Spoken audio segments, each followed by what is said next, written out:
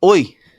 Então, dessa vez eu vim aqui ler um artigo nomeado Rumo a uma Aliança Agorista Sindicalista.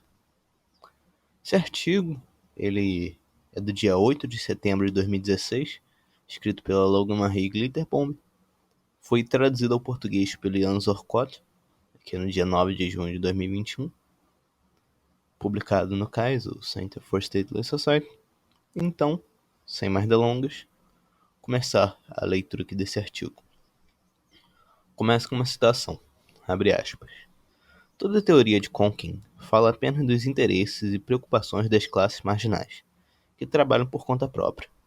A grande maioria da população é formada por trabalhadores assalariados em tempo integral. São pessoas com empregos estáveis. O conquinismo não tem absolutamente nada a dizer a essas pessoas. Adotar a estratégia de Conkin, então, somente neste terreno, serviria como um beco sem saída para o movimento libertário. Não podemos vencer se não houver possibilidade de responder às preocupações da grande maioria dos assalariados deste e de outros países.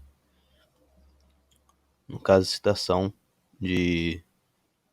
do Murray Rothbard em Conking on Libertarian Strategy. Agora voltando aqui à leitura do artigo.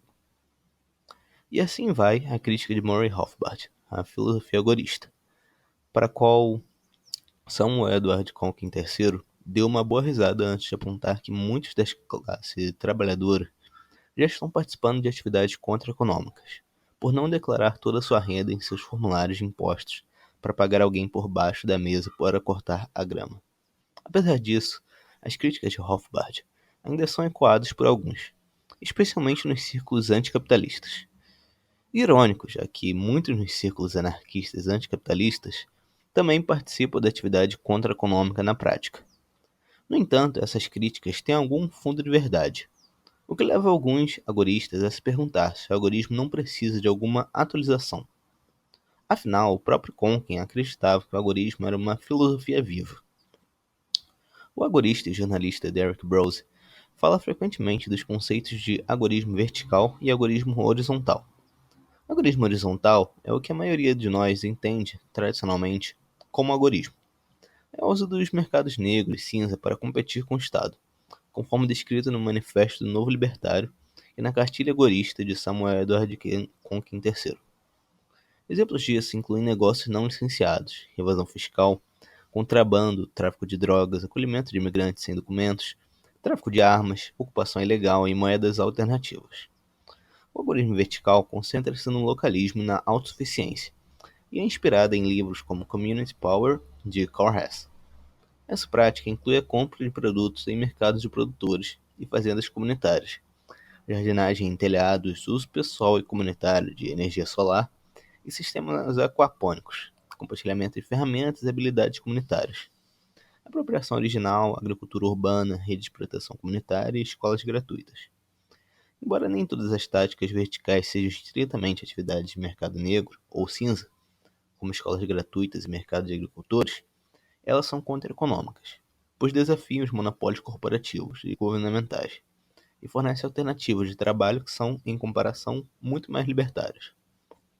Portanto, se nem todas as atividades precisam ser estritamente negras ou cinzas para serem consideradas contra-econômicas, então onde isso exclui coisas como cooperativas e coletivos de trabalhadores, ou mesmo sindicalismo selvagem clássico e novas formas de trabalho alternativo? Isso não desafia o Estado e o poder corporativo, de maneiras significativas, colocando mais poder nas mãos dos indivíduos em vez de autoridades coercitivas? O próprio Rothbard apontou que a maioria, se não todas as corporações, baseavam-se em reivindicações de propriedades ilegítimas, e portanto deveriam ser apropriadas pelos trabalhadores.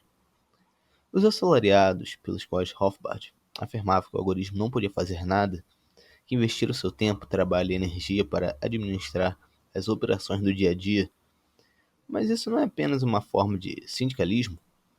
Karl Hess defendeu uma combinação de táticas como um agorista praticante, tanto vertical quanto horizontalmente, e um membro do Industrial Workers of the World, um sindicato de mais de 100 anos que oferece um desafio revigorante para o modelo sindical explorador de grupos como a AFL-CIO. Aqui também tem uma nota que Isso está se referindo à Federação Americana do Trabalho e Congresso de Organizações Industriais do inglês American Federation of Labor and Congress of Industrial Organizations, conhecido por sua sigla AFL-CIO. É a maior central operária dos Estados Unidos e Canadá, formada em 1955 pela fusão da AFL com a CIO. Só uma nota do tradutor, agora voltando aqui à leitura do artigo. Enquanto defende táticas sindicalistas, e tais táticas parecem se complementar na teoria e na prática, oferecendo um desafio significativo ao Estado e ao poder corporativo, enquanto também cruzam as fronteiras ideológicas entre anarquistas de livre mercado e anarquistas sociais. Na verdade, muitos libertários de livre mercado, além de Reich, fizeram tais alianças com organizações e sindicatos trabalhistas alternativos. Avançar conscientemente na construção de tais alianças pode ser bastante vantajoso. Enquanto os agoristas constroem alternativas para o mercado branco, dentro dos mercados negro e cinza, os sindicalistas poderiam se concentrar em desafiar as entidades existentes do mercado branco por dentro, eventualmente assumindo o controle como Rothbard defendia. Mas não precisa parar por aí. Os agoristas deveriam de fato defender que os sindicalistas fossem ainda mais longe. Depois que o negócio do mercado branco é sindicalizado com sucesso, os agoristas sindicalistas devem ajudar na transição do negócio para a ágora. O negócio recém-coletivizado deve eventualmente fazer o que todos os bons negócios agoristas devem fazer: ignorar os regimes de licenciamento estadual, se recusar a pagar impostos, se envolver no uso de moedas alternativas e, em geral, desconsiderar a interferência estatista em seus negócios. Eles acabaram de expulsar o chefe com sucesso, porque se submeteram a mais uma autoridade. Eles simplesmente se livraram dos comparsas corporativos que enriqueceram roubando os frutos do seu trabalho. Então por que deixar o Estado fazer o mesmo por meio de impostos? Para aqueles que se opõem a tais afirmações e gritam #nem todos os chefes, eu ofereço a seguinte citação de Conkin. Abre aspas. Em uma sociedade agorista, a divisão do trabalho e o respeito próprio de cada trabalhador provavelmente eliminará a organização empresarial tradicional, especialmente a hierarquia corporativa, uma imitação do Estado e não do mercado. A maioria dos empreendimentos serão associados de contratantes independentes, consultores e outras companhias. Muitos podem ser apenas um empreendedor e todos os serviços, computadores, fornecedores e clientes. Aqui uma outra nota, que é do livro do Samuel Conkin, New Libertarian Manifesto. Agora voltando à leitura do artigo. Mesmo Conkin não pôde deixar de notar a natureza exploradora da hierarquia corporativa, acreditando ser um dos restos duradouros do feudalismo, que se o indivíduo fosse verdadeiramente respeitado, os chefes lentamente se tornariam uma coisa do passado. No mercado verdadeiramente liberto, os sindicatos teriam permissão para operar assim como qualquer associação voluntária. E grupos como o IWW nos mostram, de maneira sindicalizada, mas sem apelar aos favores do Estado. Ter uma ágora local estabelecida, não importa o quão pequena seja, também pode proporcionar conforto aos organizadores sindicais, que regularmente temem perder seus empregos por causa de suas atividades de organização. A ágora oferece aos trabalhadores o conforto de saber que, se forem demitidos por se organizarem no trabalho, poderão ganhar a vida fora da estrutura capitalista corporativa. Isso permitirá que os organizadores sejam mais ousados em suas ações, desafiando ainda mais a dominação corporativa. Agoristas que estão entusiasmados com as ideias de ação direta e desobediência civil podem até decidir aceitar empregos corporativos a fim de adulterá-los e ajudar a derrubá-los por dentro, o que, ao contrário do temido jogo político, não envolve tomar uma posição de autoridade em contradição com os princípios libertários.